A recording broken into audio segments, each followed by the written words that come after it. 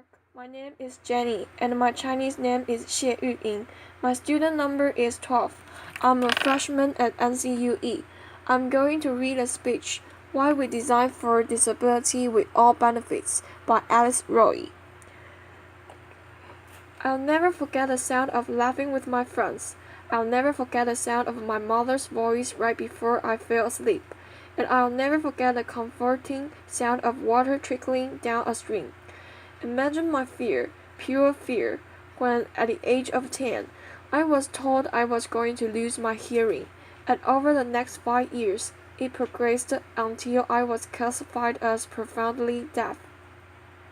But I believe that losing my hearing was one of the greatest gifts I never received. You see, I get to experience the world in a unique way. And I believe that these unique experiences that people with disabilities have is what's going to help us make and design a better world for everyone, both for people with and without disabilities. I used to be a disability rights lawyer, and I spent a lot of my time focused on enforcing the law, ensuring that accommodations were made. And then I had to quickly learn international policy because I was asked to work on the UN Convention that protects people with disabilities. As the leader of the NGO there, I spent most of my energy trying to convince people about the capabilities of people with disabilities. But somewhere along the way, and after many career transitions that my parents weren't so happy about, laughter, I stumbled upon a solution that I believe may be an even more powerful tool to solve some of the world's greatest problems, disability or not. And that tool is called design thinking. Design thinking is a process for innovation and problem solving. There are 5 steps. The first is defining the problem and understanding its constraints. The second is observing people in real life situations and emphasizing with them. Third, throwing out hundreds of ideas. The more the better, the wilder the better. Fourth, prototyping. Gathering whatever you can find to mimic your solution, to test it and to refine it. And finally, implementation. Ensuring that the solution you came up with is sustainable. Warren Berger says that design thinking teaches us to look sideways, to reframe, to refine, to experiment, and probably most importantly, ask those stupid questions. Design thinkers believe that everyone is creative. They believe in bringing people from multiple disciplines together because they want to share multiple perspectives and bring them together and ultimately merge them to form something new. Design thinking is such a successful and versatile tool that it has been applied in almost every industry. I saw the potential that it had for the issue I faced, so I decided to go back to school and get my master's in social design.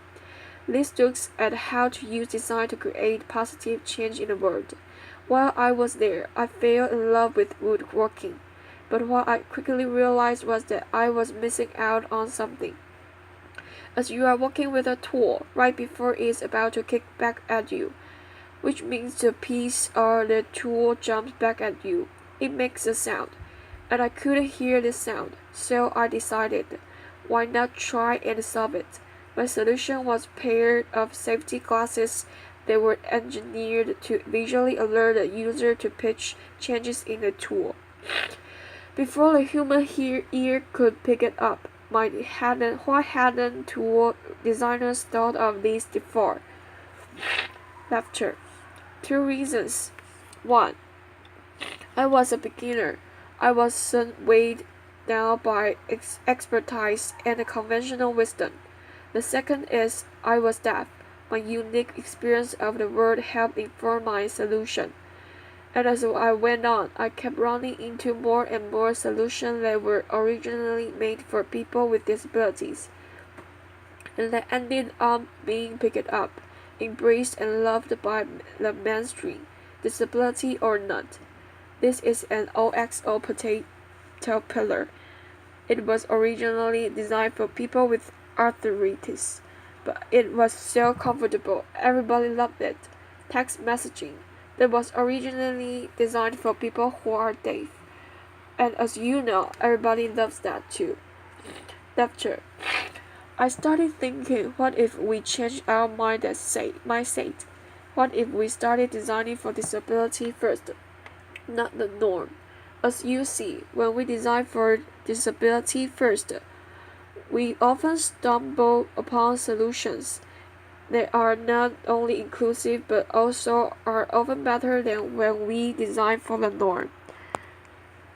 And this excites me, because this means that the energy it takes to accommodate someone with a disability can be leveraged, modeled, and played with a force for creativity and innovation.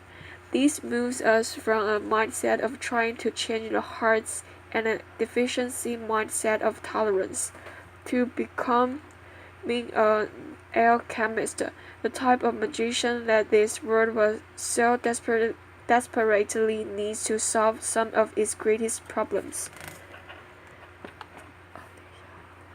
Now, I also believe that people with disabilities have great potential to be designers within this design thinking process.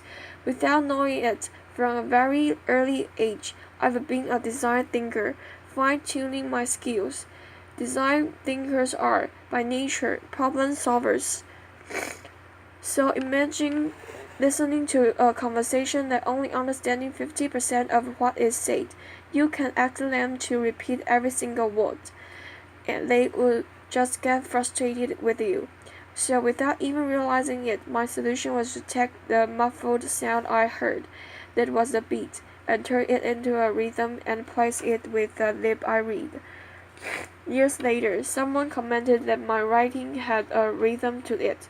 Well, this is because I experienced conversation as rhythms. I also become really, really good at failing. Laughter.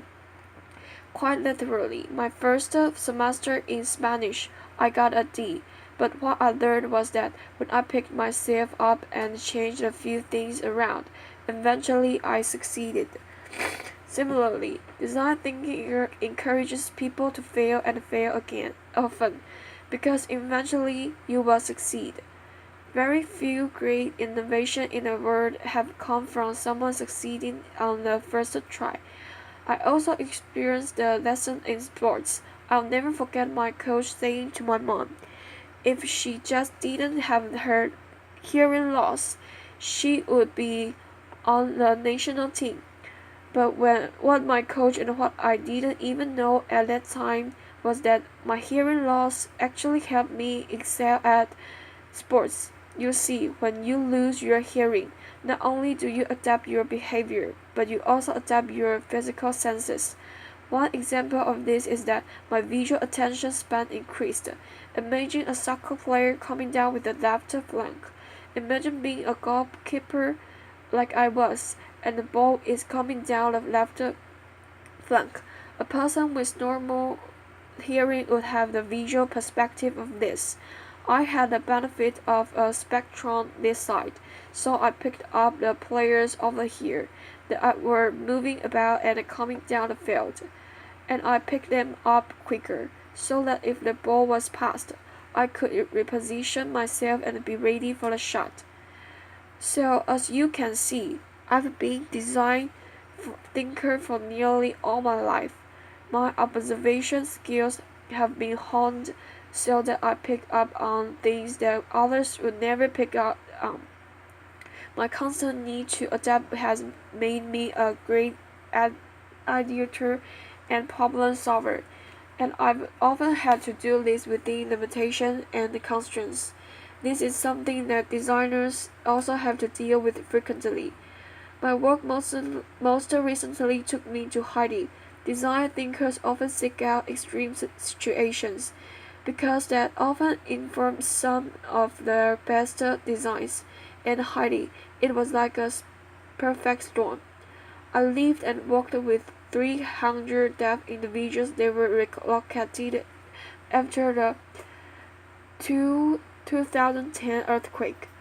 But 5.5 years later, There still was no electricity. There still was no safe drinking water. There were still no job opportunities. There was still rampant crime, and it went unpunished. International aid organizations came one by one, but they came with predetermined solutions. They didn't come ready to observe and to adapt based on the community's needs. The one organization gave them goats and chickens, but they didn't realize that there was so much hunger in that community that when the dead went to sleep at night, they couldn't hear. People broke into their yards and their homes and stole these chickens and goats, and eventually they were all gone. Now, if that organization had taken the time to observe deaf people, to observe community, they would have realizing their problem and perhaps they would have come up with a solution. Something like a solar light up a secure pen to put them in at night to ensure their safety. You don't have to be a design thinker to exert the ideas I've shared with you today. You are creative. You are a designer. Everyone is. Let people like me help you. Let people with disabilities help you look sideways, and in the process, solve some of the greatest problems. That's it. Thank you. Applause.